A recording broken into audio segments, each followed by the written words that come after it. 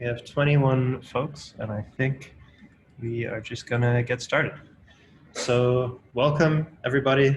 Welcome to TorontoJS and our usually monthly TorontoJS workshop. So my name is Simon. I'm here to kind of just be the host for tonight and help kind of guide the event and introduce our main speaker.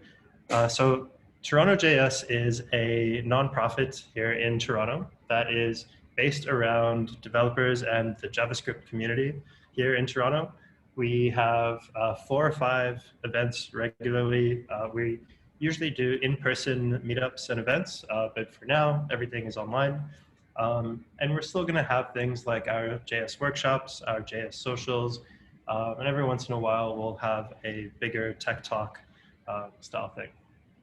So the JS workshop and how it usually runs is we have a speaker who introduces us to something new, a new topic or a skill or something that we wouldn't necessarily do during our day jobs. So building a promise from scratch is not something we would usually do in our day jobs. And we've had other speakers do things like building an AI algorithm in vanilla JavaScript, things like building augmented reality snippets in React Native, and lots of things. So if you're interested in running a JS workshop and speaking to the group, please reach out to me on the Slack afterwards, and I'd be more than happy to help make that happen for you.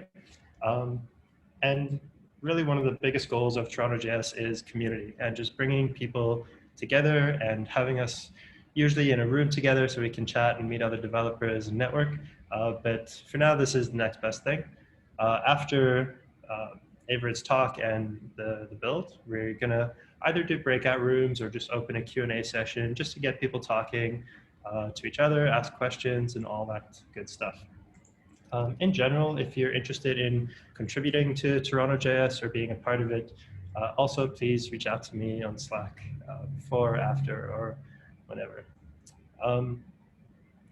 The Slack meetup group, or sorry, the Slack channel has about, I think, 3,000 people in it. So if you're not in the TorontoJS Slack, please join that. It will be, it's a really awesome community.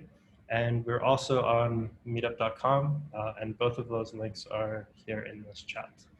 Our next event is going to be a JS social, which is usually at some bar here in Toronto, but is going to be online. We're going to try again with rally video for that one. And see how that goes. But the JS social is really just a big Zoom call like this where everyone can just talk about anything, basically. So it's a lot of fun. Okay, and so without further ado, I'm gonna introduce our speaker.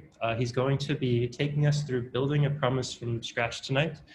There's going to be code samples, there's going to be a lot of coding along and watching, and should be very, very cool. So Averett, if you want to introduce yourself and take it away. Hello. Yeah, so my name is Averett. I'm going to talk about promises, as Simon said.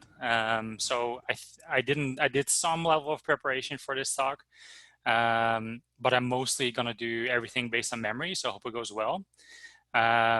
I am totally cool with people with backseat coding. So if I'm making a mistake, feel free to tell me. I'm going to try to keep an eye on the chat too. Also, if I'm going too fast or if you have questions, yeah, just let me know. So let's see if I can share my screen. No, I cannot. Maybe you need to make me a host, Simon.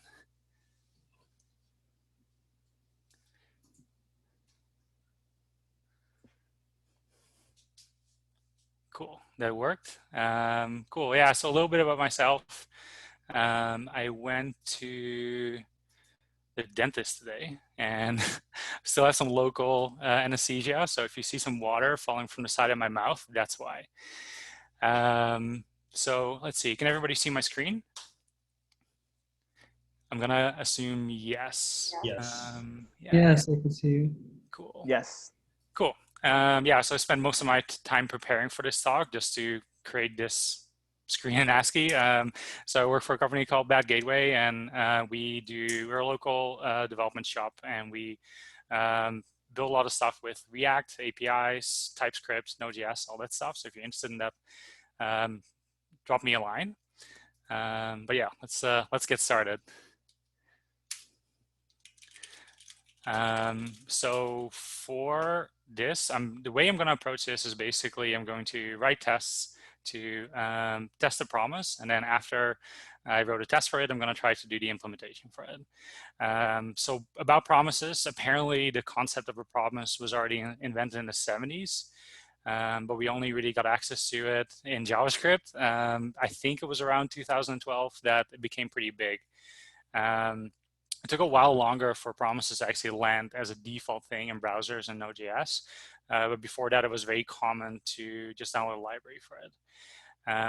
So when I first kind of heard about promises and I was using a lot of callbacks, my first kind of idea was that, oh, this is way too complicated. This is stupid. Why would anyone want to use this? So after kind of sticking to that opinion for a little while, I realized, oh shit, there must be something to this because a lot of people seem to like this. So I started kind of testing and kind of figuring out how it worked, and I realized it was very difficult, and I couldn't really, even though I could use it, I didn't really fully understand like how does this actually work. And it was only until I actually kind of wrote my own promise where I got to a point, okay, now I get it. So to me, actually writing a promise for myself, even though I wasn't really using it in production, there were other implementations for it, but the process of writing a promise from scratch was kind of the first time where I was like, okay, now I get it, because I ran into issues and then I had to figure out why I had those issues. And then as I was kind of fixing my own bugs, I started to learn, okay, this is why it works the way it does. So I'm kind of hoping that maybe through osmosis, people will kind of get a similar experience. So if you're not unsure about some parts of how does this work, then maybe actually by building it, you can kind of like figure that out. So yeah, let's get started. So the first thing is I'm gonna see if, I'm gonna start Vim, and I'm gonna make sure that everybody can read my screen. Cool. Is this big enough for people? And if it's not, actually, I don't know, can I see the chat? Because that would be so helpful. Open. Yes, it's enough. Yeah. Yeah, it's a little weird because I'm screen sharing. I don't actually see the chat. Okay, sorry, I'm just gonna try to figure this out. I haven't. Yeah, not to speak for everyone, but it's clear and large enough on my screen. Cool. Yeah, so I'm not sure if I actually have the ability to read the chat as we do this. That's a little frustrating. Oh, here we go. Maybe it's here. Chat. Yep, found it. Cool. Okay. So let's get started. Nobody complained about the font size. That's good. So I basically have a file called mypromise.js, and I have a test directory as well. And I have a file there called promise-test.js. So kind of just a little bit of basic setup. I installed Mocha and Chai, which is kind of my preferred testing framework of choice. And yeah, so let's kind of get started with this. Kind of the most basic thing is we need to be able to instantiate it. So let's start with that.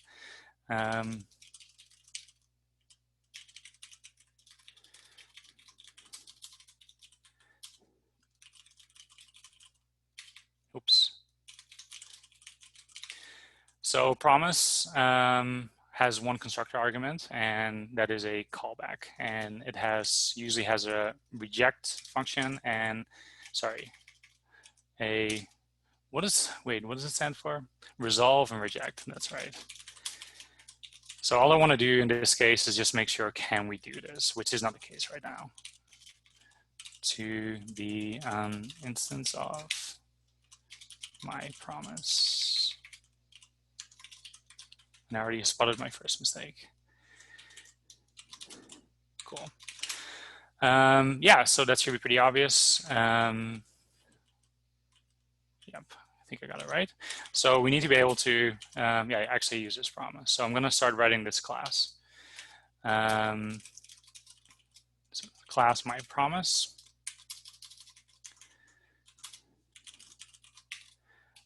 that's not the right syntax. Constructor. So usually the callbacks that's being passed to the constructor argument is called an executor.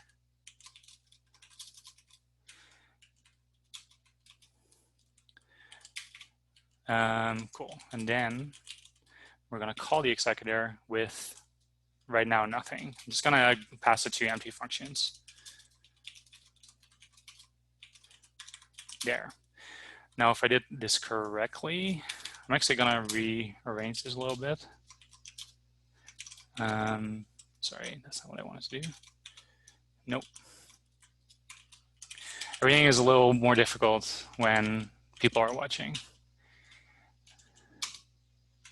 Yep, here we go. Actually, I want this one on there. And then I'm going to make another pane for my tests. There.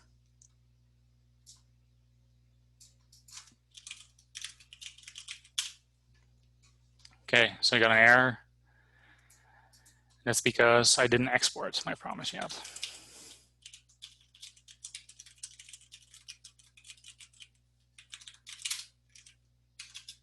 There we go, that worked. Cool. So for the next thing I want to do is I kind of want to just create the functions that normally exist in the promise. So to kind of give you an idea of what we're working towards. So usually a promise has a den function, and a den function has two arguments, which is the on resolve and on reject. Both of these are callbacks. So promises have a catch function, which is just on reject. Cool. Catch is actually very easy to implement. So we're just going to do that right away and be done with that.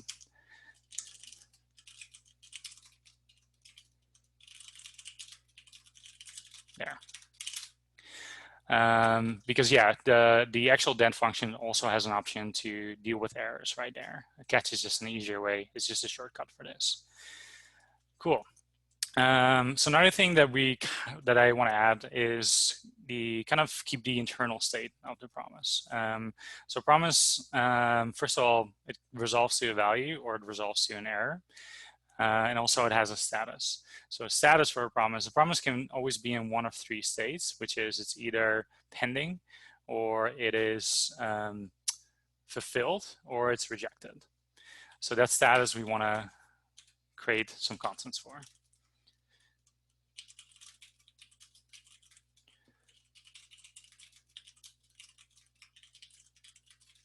Yeah.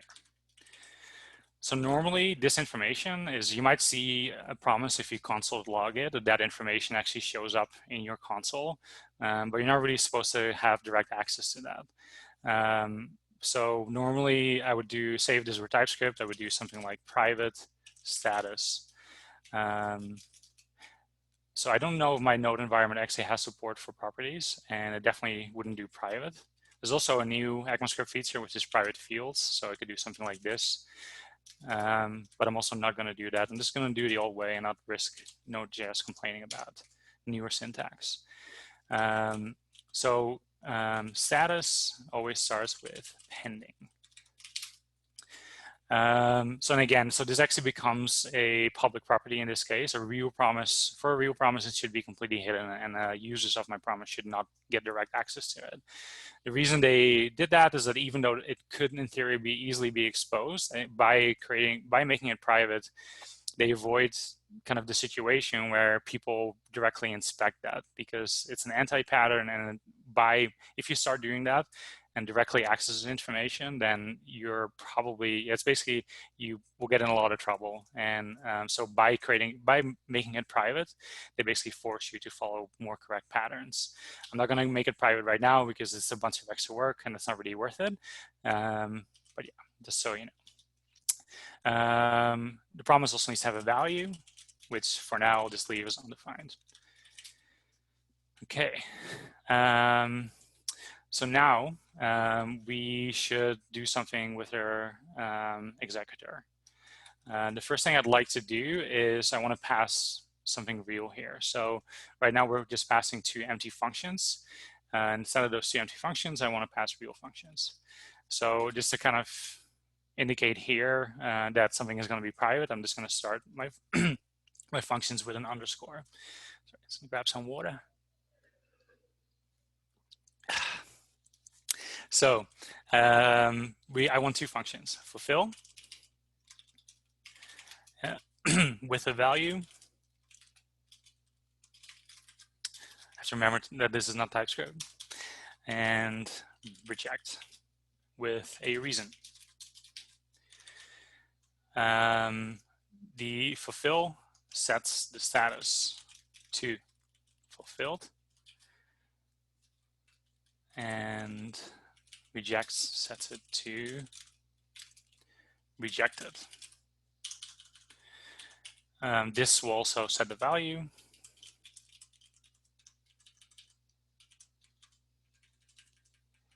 And the reject function also sets a value.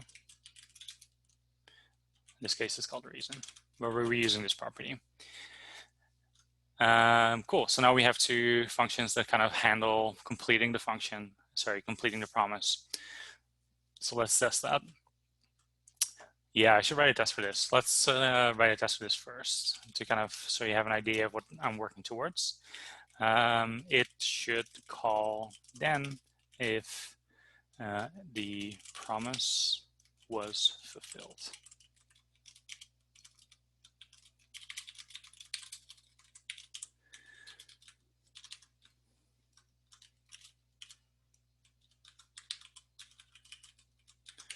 So we are resolving with, let's say, hello world, and then p.then.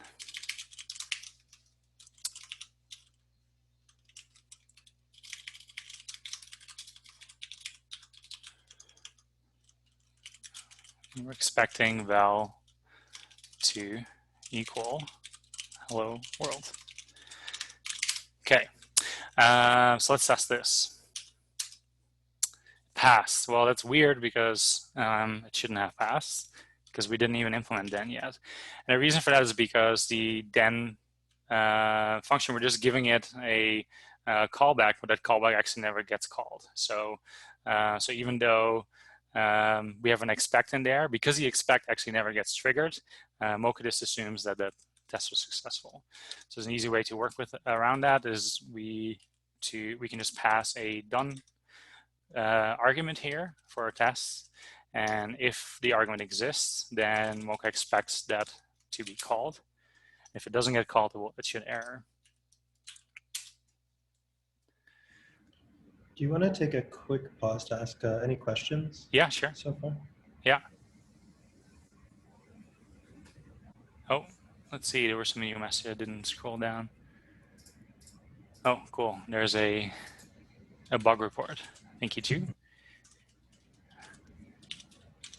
That would have caused a lot of trouble later. Cool. Yeah, just like as I'm going, feel free to just ask questions. I'm gonna try to, make sure that I keep an eye on the chat, and I can stop whenever. Somebody said that the font should be a bit bigger, so let's do that. Okay.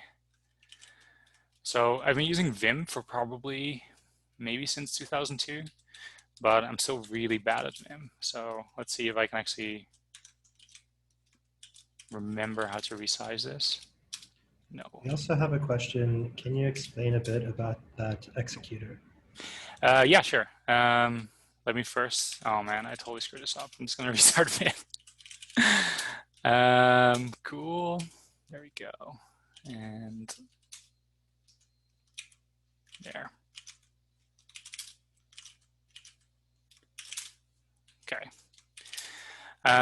Yeah, so the executor is basically whenever you instantiate a promise, normally you give it a function, and that is really the core thing that the promise sees as, yeah, how do I explain this well? The thing that you pass to your promise is the thing that ultimately is responsible for resolving the promise or rejecting it. So I would say there's a lot, I read Stack Overflow a lot, and there's a lot of people who use new promise everywhere in the code. And I would say that generally that is an anti-pattern. And if you find yourself using new promise a lot, that's usually a bad sign. However, yeah, to actually get to a point where a promise needs to be resolved or rejected, there's always this constructor and there's always this executor involved on some level. So the executor gets is a callback, and it gets two functions, resolve and reject. And then from the perspective of the test here, you are responsible, or whoever created the promise is responsible to, at some point, call the resolve or reject function. I have a question is, can you explain what is an anti-pattern? I think it kind of promotes kind of bad behavior. There's a couple of different things, is that a lot of people might not realize, at least from what I've noticed, is that when you do something like new promise and you give it an executor, that whatever is you pass in your callback actually does not it gets called immediately. So it's not deferred to a later point. So that's the first kind of weird thing. The second thing is that if you throw an exception from within your executor, so say if I do throw hello, this actually does not result in a rejected promise. You basically, like, whatever errors will happen, it will just get eaten up. So in most cases, it is simply not necessary to do this, and there's just other quicker ways to kind of do this, which actually ends up making your code a lot more readable as well. It's kind of hard for me to come up with like a real example and show you how you would refactor it. But I'd be more than happy to kind of like go over an example like that and yeah, try to fix it later after this. But yeah, it's risky. If you want to know more about it, honestly, all you have to do is Google promise constructor anti-pattern, and you will get tons of results for this, because a lot of it has been kind of said about this already. Cool. Let's see. Cool. So we're still, oh yeah, my test is wrong. Nope. Nope.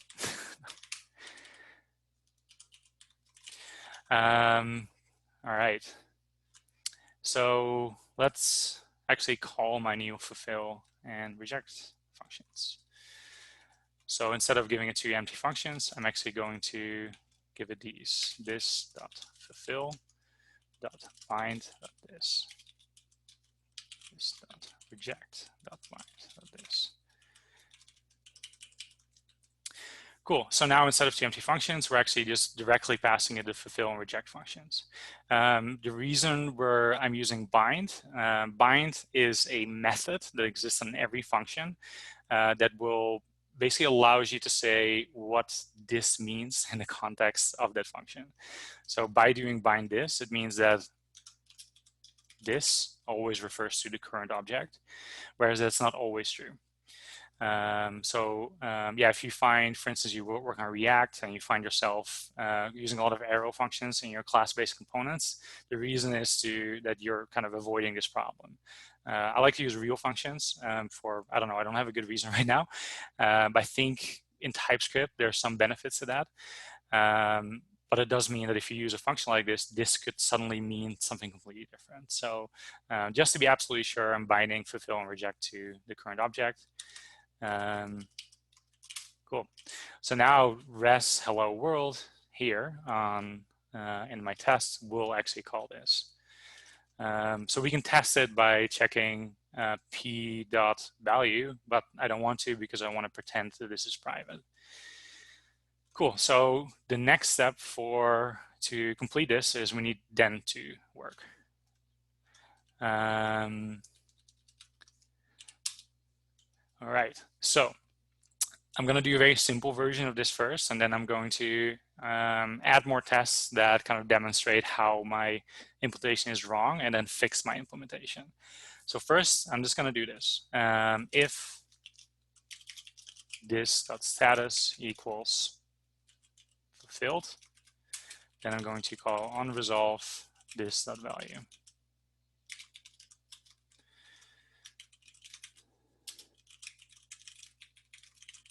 And I'm going to do the same for the rejected case. Oh, that's ain't right. This is what I meant to do.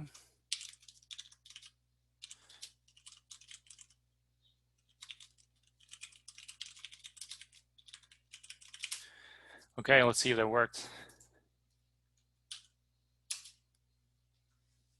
It did. I think it's a good sign. Cool. Making some progress. Cool. So yeah, very, very basic case. Let's try to break it. Let's see. So I'm going to just copy this.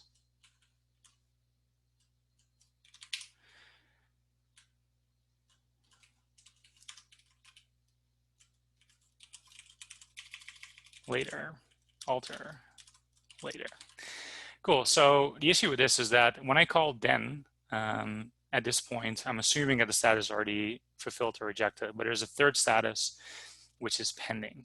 I did such a basic example here that I immediately basically resolved my promise, but that's not a good real world example because the whole point of promise is that it should kind of deal with this stuff asynchronously. So I'm just going to force it to resolve a little later.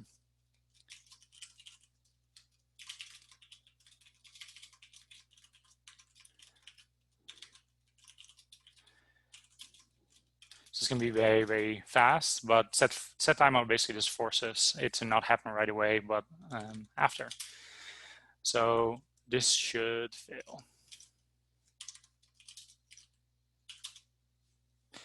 And it does.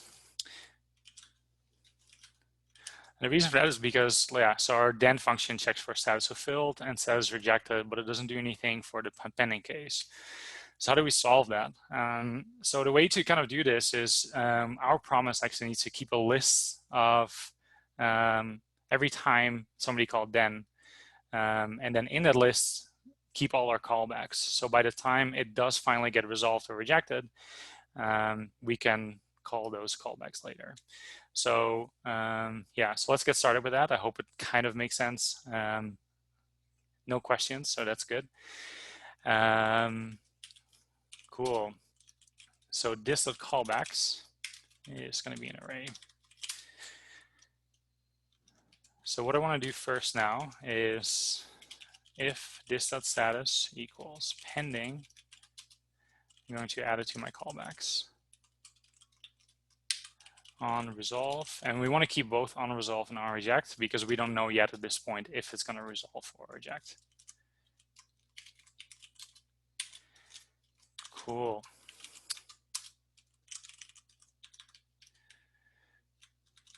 Okay, so now we need to actually do something with the fulfill and reject cases. So first thing I want to do here is that promises should only fulfill or reject once. Once they go to status reject or status fulfilled, that should never happen again. So, so basically, as soon as a promise is fulfilled, it basically becomes immutable, more or less. So I just want to make sure that I'm protecting myself against that.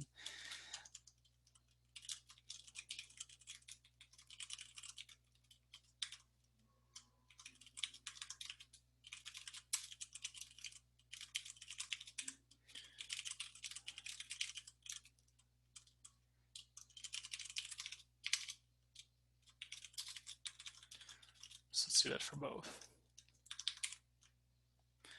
Cool. So now either fill or reject will only be called once. I'm actually not 100% sure if you get an error in JavaScript if you resolve twice. I have a feeling that if you resolve twice, only the first one gets respected and the second one gets ignored. But don't quote me on that. I am going to do it this way anyway because it will make it more obvious if I'm doing something wrong as we do this. So next thing we need to do is we now have a list of callbacks. So when it gets fulfilled or rejected, we need to do something with those callbacks.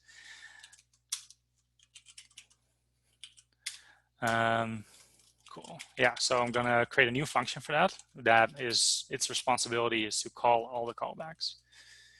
I'm going to call it its callback time. Cool. So let's go through our callbacks.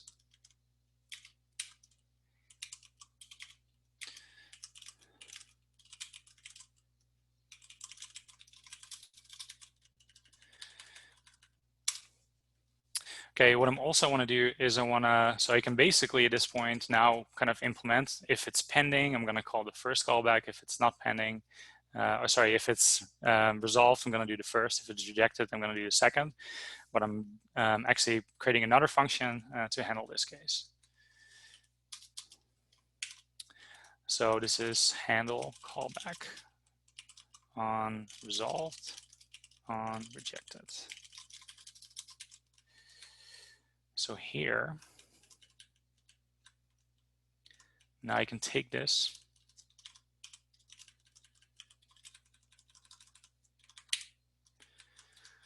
and now I can reuse this in a couple of different places.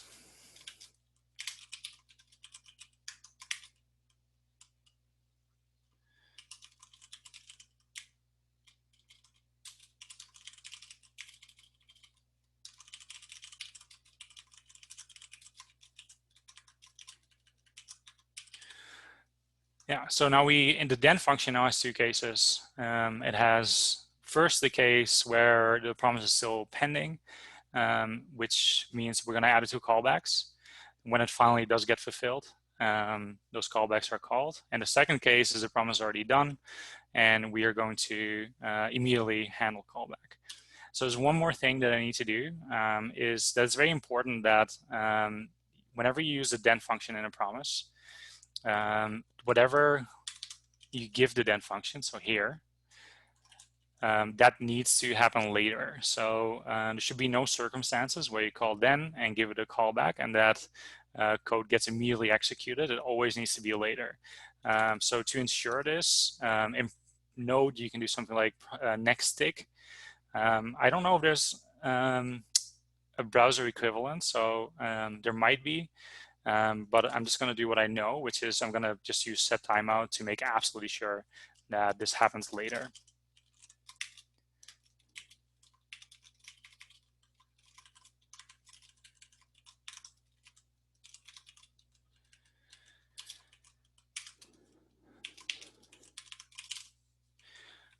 Okay, that should be enough. We can just do 0, even if it's 0. JavaScript will ensure that it happens slightly later. Cool. Let's see. So now it's callback time, which is for the case where the promise is done. We also need to handle callback.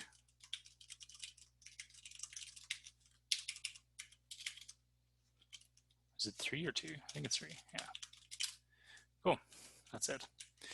So yeah, I think I have a good feeling this works, but also I'm not sure. So let's give it a shot. It did not work. Okay, well, it is what it is. So now I need to, I was hoping this would never happen, but I guess it was inevitable. Unresolved is not defined. That's okay. Where is that? Line 29. It's because I call it unresolved. Do you want to call it unresolved or unresolved? I'm going to add a D. And here, 2.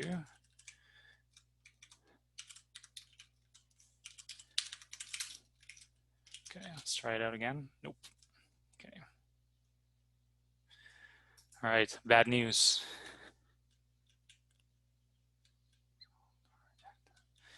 So what did I miss?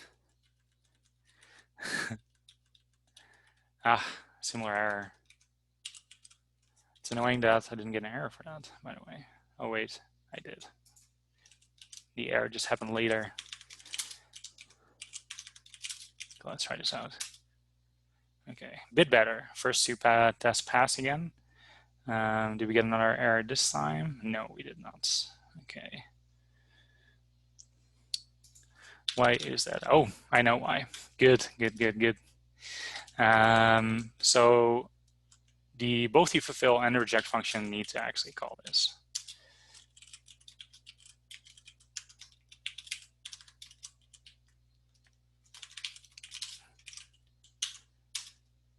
There you go. Cool. Getting a little further. Okay. Where are we now? Yeah. So now we're getting to the point where it gets complicated. because one of the key features of a promise, which is why they're so awesome, is because you can chain them. So I want to implement chaining on my promise. So I'm first going to start with a new test again.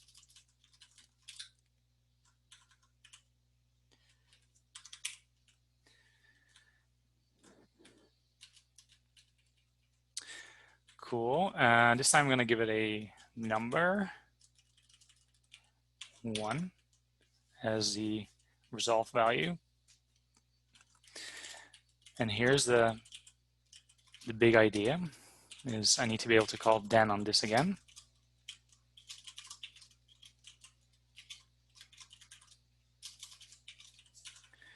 And I'm going to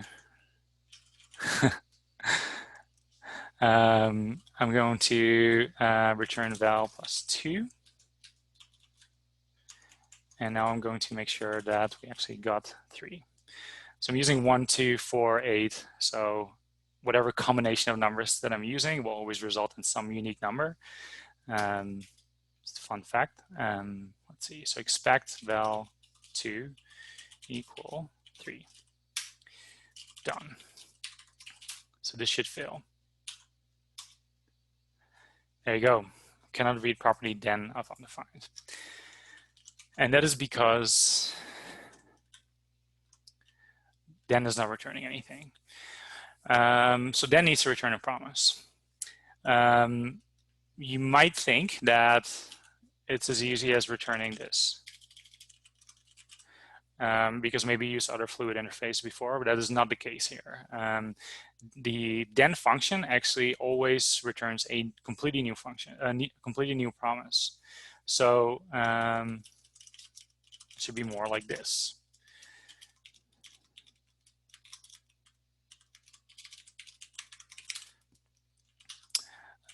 So I should actually use mine, otherwise it's cheating. Cool. So yeah, so we need to return a promise, but obviously this promise will never resolve. But this promise needs to resolve. So what does this promise need to resolve to? If we see on the other side here, so in our first then function, we return something, and whatever we returned here needs to end up as the value for the next then function. So we need to return a promise that will resolve in the result of our unresolved callback. So this sounds a little tricky, and it is. So I'm gonna hopefully write this in a way that's understandable. And but yeah, I'm just doing my best basically. So first, what I'm gonna do is I'm going to create a promise I will eventually want to return. Oops.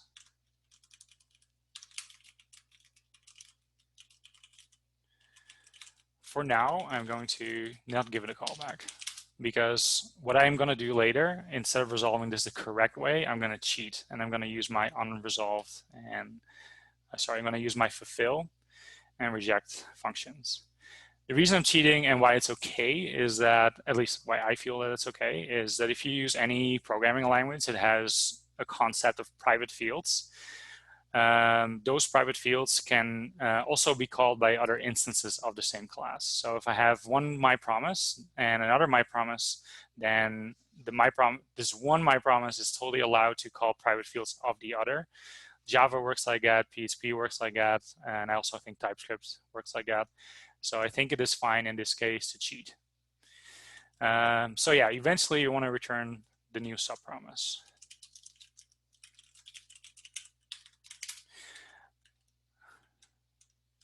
I actually need to do that here.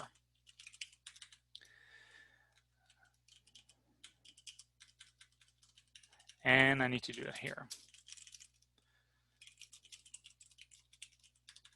I don't know, maybe this is not clear enough, so I'm just going to restructure this a little bit.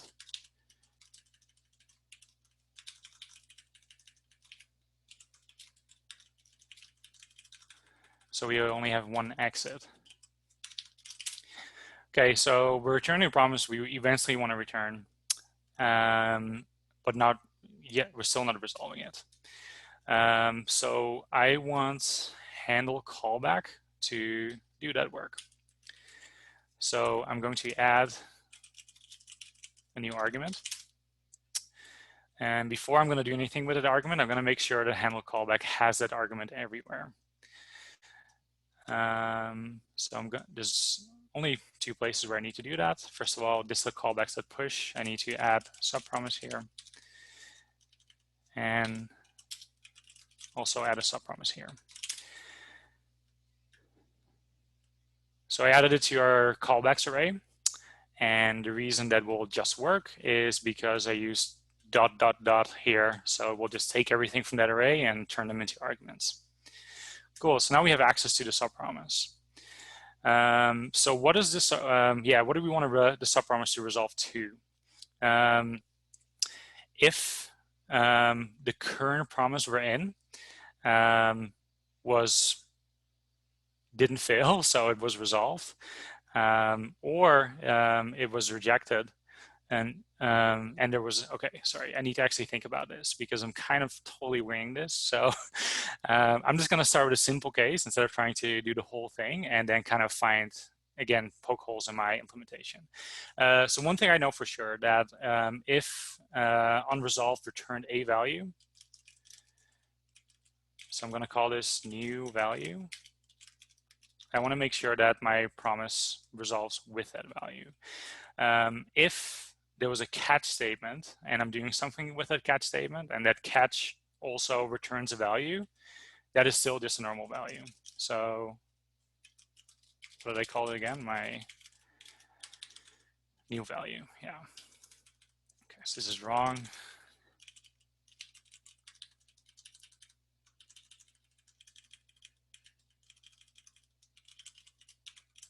Cool, so in each case, whether it was a catch or it was a then, if any of those things return a value, I need to resolve my subpromise with that value. So this is where the cheating happens. I wish I had typing. What do I call it? Reject. No, the other one, fulfill. Cool.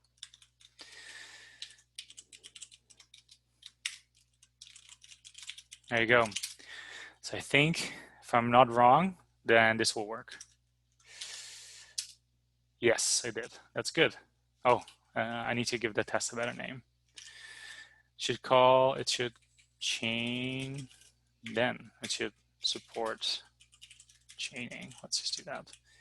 Cool. So that was a very easy case. Let's do a different type of case. Because what if in this then function we throw an exception or an error happens? So if an error happens in this first then function, then this second then function should not ever get triggered. And if we have a catch, then that should get triggered instead. So I'm going to write that test.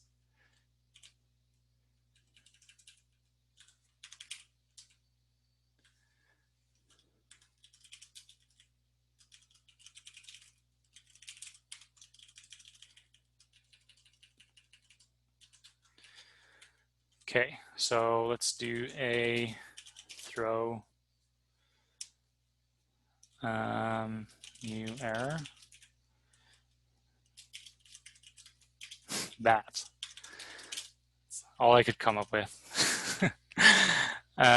Cool, so we should make sure that this basically should never happen. What would be a good way to kind of make sure that this function does not get called?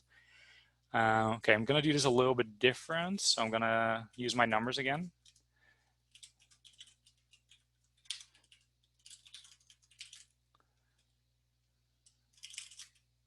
So 1. Oops. Check. I'm gonna add 2 to that here, and then I'm gonna throw an error. So this one is going to add 4. So this should never happen. And let's do catch, which we haven't tested all yet. So let's see if that works at all. So we didn't really return anything from the last. Oh yeah, we have an error here. So we're catching an error. Let's test that too. So first of all, check should not be 7. It should be 3 because the middle then function should never have happened. 3. Cool. And also we should have gotten an error. So let's see if we got a message in there. That. And we're done. Okay. So yeah, well, this is not going to work because we're not doing anything with errors right now. So let's try to make it work soon. Cool, error, uncaught error, bad. Yeah, that makes sense. Nobody caught this error, so it just fails. Cool. So when we throw the error, that is during this line 83 here, unresolved throws an error, and then the rest of the function never happens. So really all we have to do is put this in a catch block, or try catch.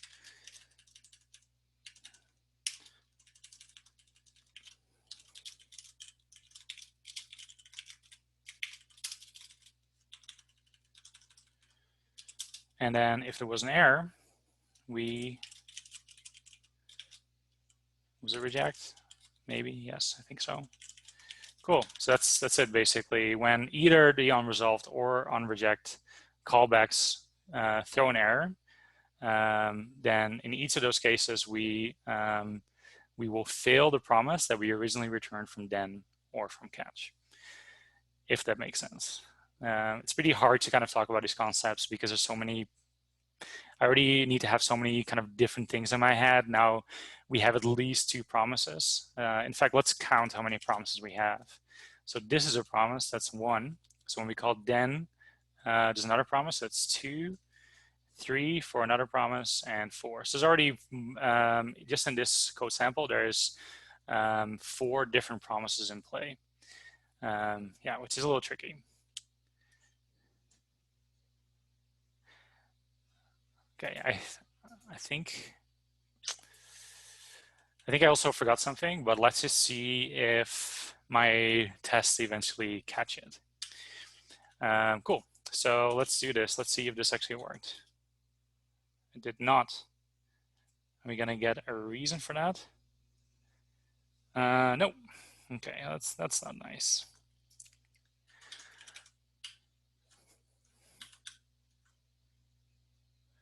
Cool, so maybe this is the thing that I was already kind of suspecting. Okay. So here's the issue is that our den function here has unresolved and rejected.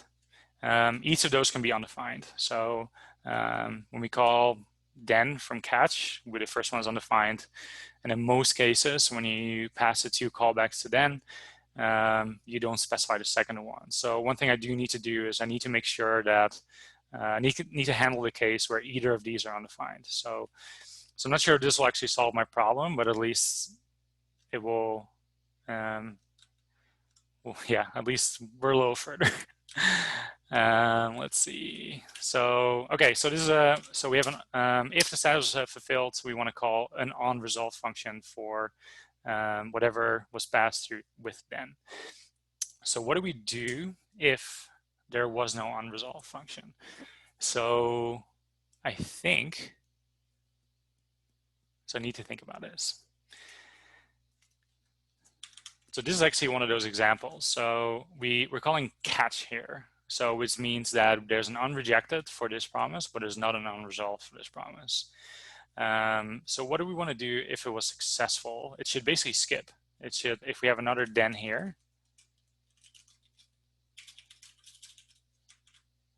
and this didn't fail, then it should skip over catch. So I think it makes sense. So let's just do that, skip over the unresolved function. So if unresolved is not undefined, then new value is going to be unresolved. And what do we do otherwise? I think new value is simply the value for the current promise. Yeah, because the subpromise that we returned needs to basically have the same value for whatever you hooked up then with. So basically we're passing on a value if nothing was given. Cool. So rejected is a little different. So let's do that one as well. If on rejected,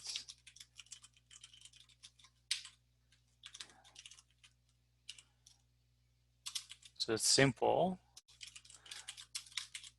but okay, yeah. Okay, so if there was basically, this is saying that there was a then, however, the current promise errored. And we don't have an unrejected function in this case.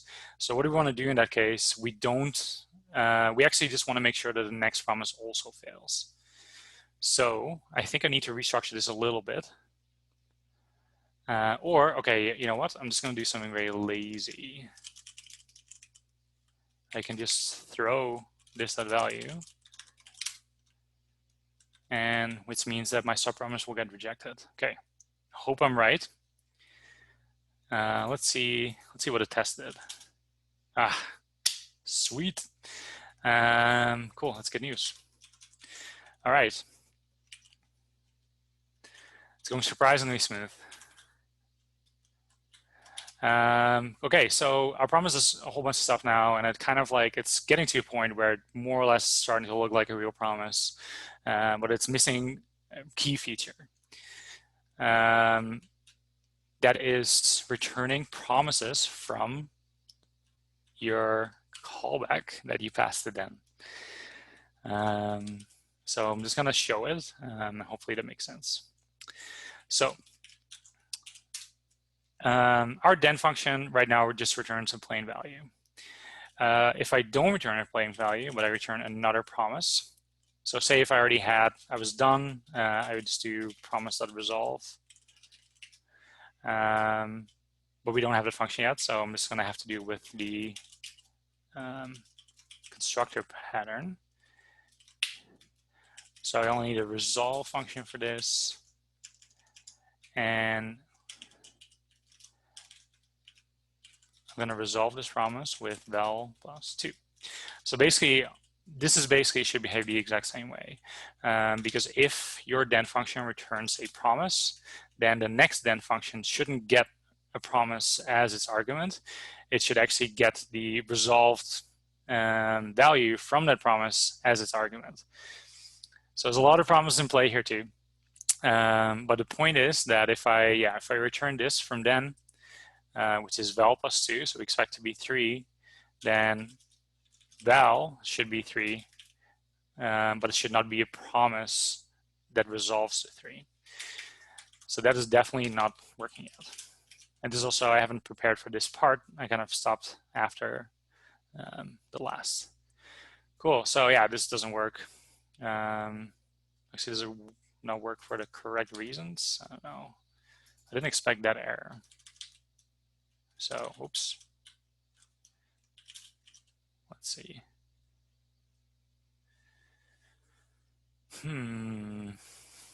So I don't know why it gives me this error. So that is already kind of weird. Anyone seeing anything? No. Okay. It should support chaining. Oh yeah, I should also fix this test name. It should support returning promises from the unresolved function. That should resolve promises from the unresolved functions. It's getting pretty abstract at this point. Yeah, so I don't know. This error is weird to me. I don't really know why this error is happening this way. I'm just going to make sure that we actually get to this point.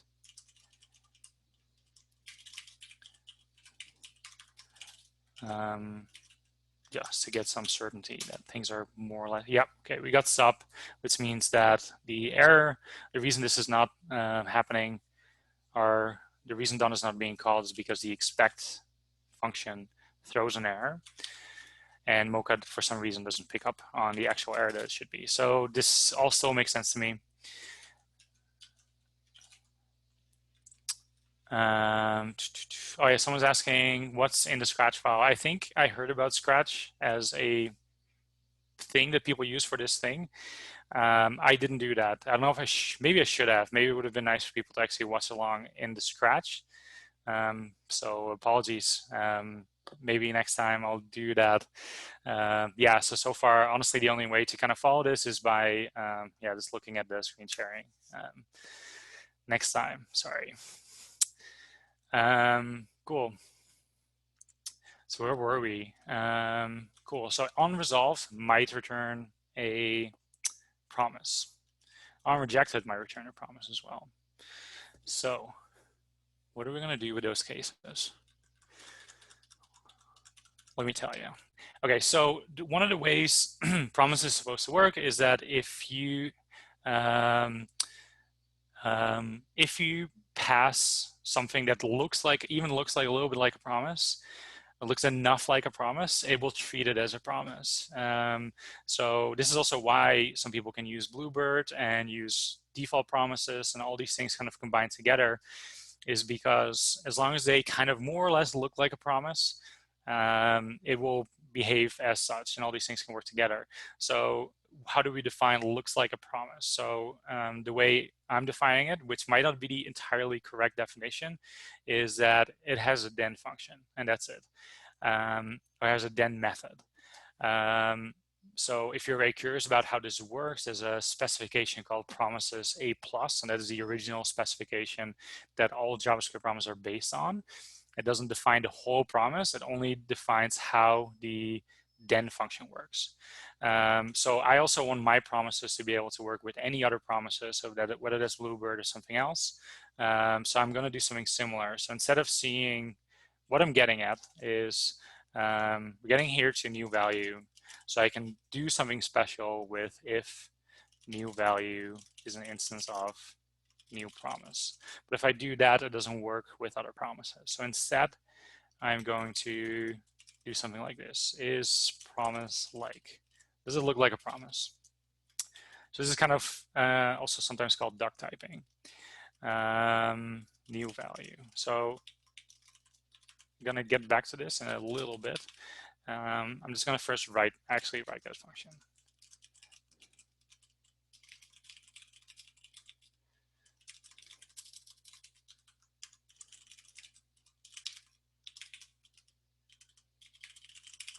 That's it. And so say hypothetically you were doing everything in, oh, it's duck, this as in, somebody is asking, is this duck typing or duct typing? But it does come from the word duck, because if it, okay, I might get this wrong. So if it looks like a duck and if it quacks like a duck, it is a duck. That's why, that's where the word duck typing comes from. If you did this function in TypeScript, it might look a little bit like this.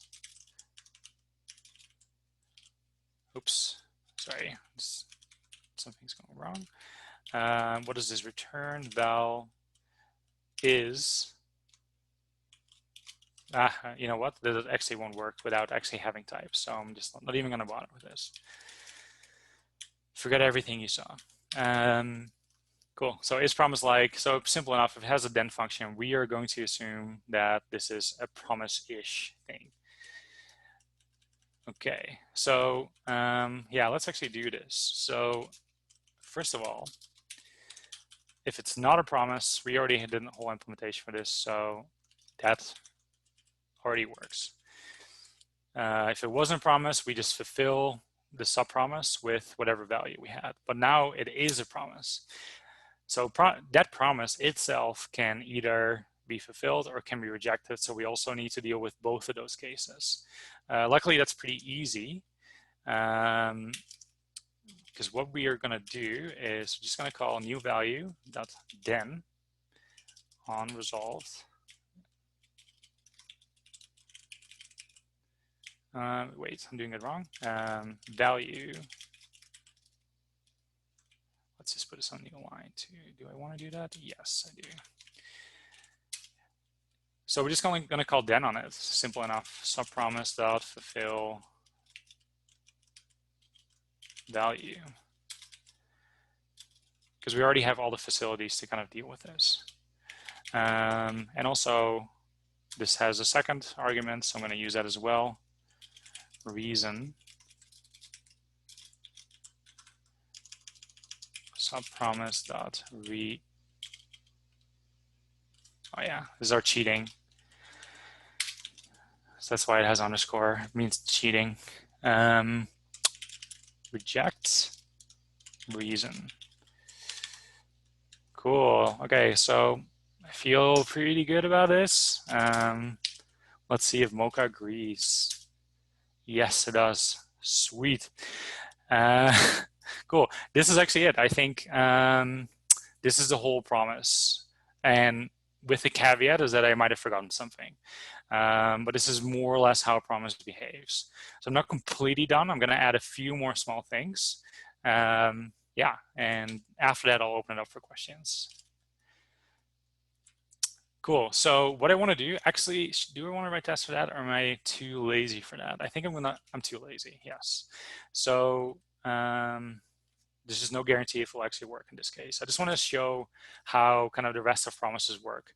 So we have a couple of different extra functions. So we have a static resolve that you may have used, promise.resolve with a value. That's how this is implemented.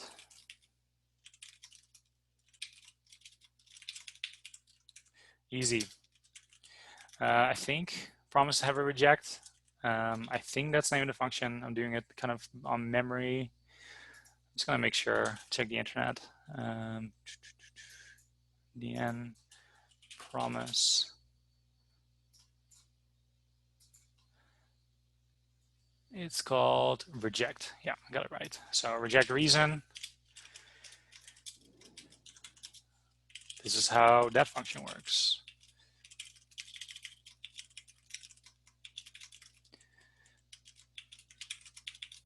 Easy. Okay, I'm gonna do a harder one. Probably a very common one is all. So let's do that one as well. So all takes a series of promises, and it also returns a promise.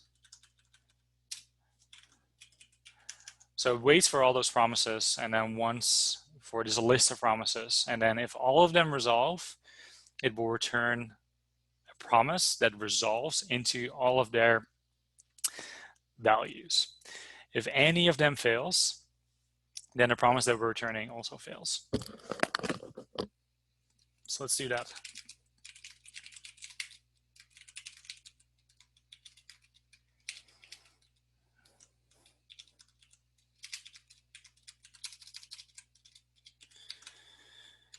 Okay, let's go.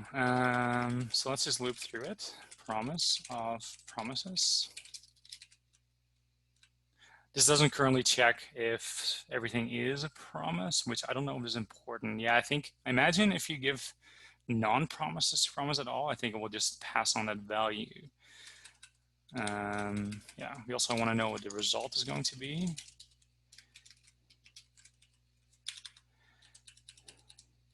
Ooh, here's a question. Does promise at all return everything in order? Yes, it does. Yes. Okay. Okay. So we need to know the index. How do we do that with this for loop? Am I just going to go back to bad for loops, or am I going to just not do that? No, I don't like that.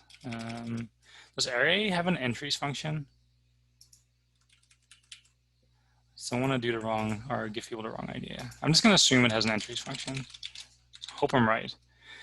So if that's the case, then we have an index and we have a promise. Okay. Okay, so we're looping through promises and we're keeping count of the however many promise it was in the array. So let's add a then function. So first of all, value.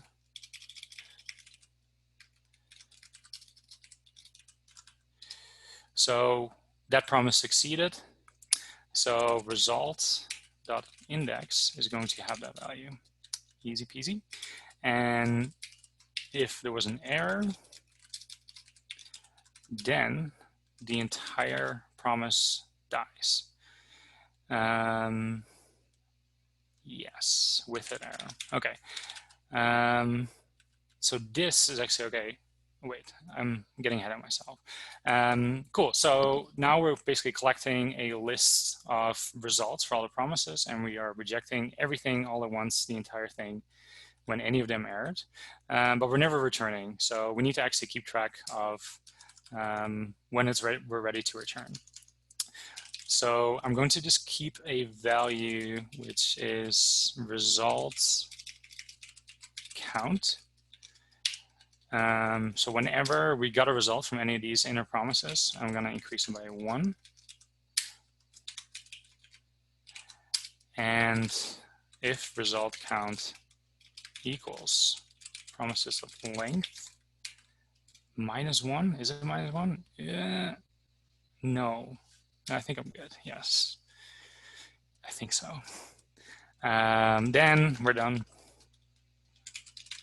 That's it. That's also basically how the promises work in your favorite browser. It just counts, and when it's done, it's done. So I was kind of worried about this. Is like, what if one of them rejected, and then a result count will still get to that point, and then we call res. But then I realized that's never possible, because result count will only get all the way up to the number if all of them succeeded. So that's actually not an issue. Cool. Okay. Yeah, I think all I want to do that. I could do race, but I don't think a lot of people use promise.race. So I think this is what I intended to talk about. Yeah, I did an hour and a bit. Yeah, so I'm going to, oh wait, you want code samples for the static functions? I can do that, yes. Let's just do that, why not? I feel like Simon is testing me. So let's just make sure if it actually works. So I was thinking of, sorry, hello? Nothing. I was thinking maybe I'll also do async await as re-implemented with plain JavaScript, but I think given that we're over an hour already, I think this is probably enough. But I'm going to show you one sample of how that would work if I did this in this presentation. I think it's, and actually I'm just going to skip on the test. I think it's kind of superfluous. Is that the right word? So I'm just going to show you if I had the confidence and time to re-implement async await without async await. This is how I would do that, because JavaScript functions have a, so we're used to, I'm just going to show it this way. So function foo. So if this is async, then we can do await sum up and await sum up too. So before we had async await, we were actually already able to do this. And this is how that looked like.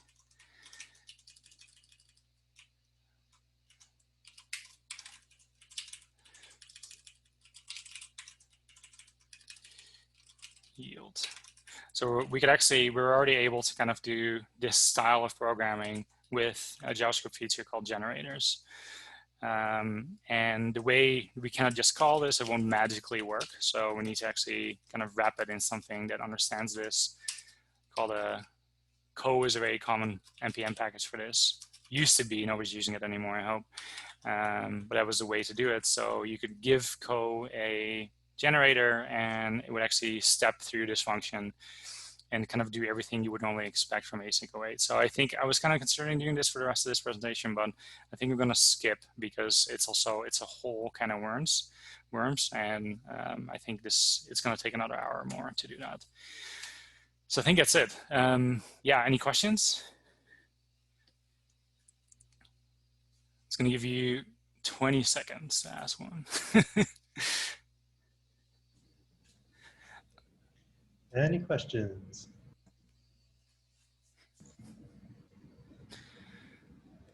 Okay, I'm going to assume no. So if people are interested, I will make a Git repository for this and put this online. I think probably the best way to share this would be on the actual meetup. I'm just going to leave it as a comment, and you can kind of look at all the code. If this looks very interesting to you and you feel like you're still kind of struggling with promises, I can highly recommend going through this. First time I did this, it did not take me an hour. It took me 2 days probably. So that's also kind of like have that expectation. But it is, if you struggle with promises, this is I would say it's very valuable, because using promises, understanding promises when you're as a JavaScript developer is such a key skill that like this is really something I think is worth trying to overcome. So this is just like my recommendation. This worked for me. This style of learning might not work for you. But yeah, that's it. I hope it was good. Thanks for listening.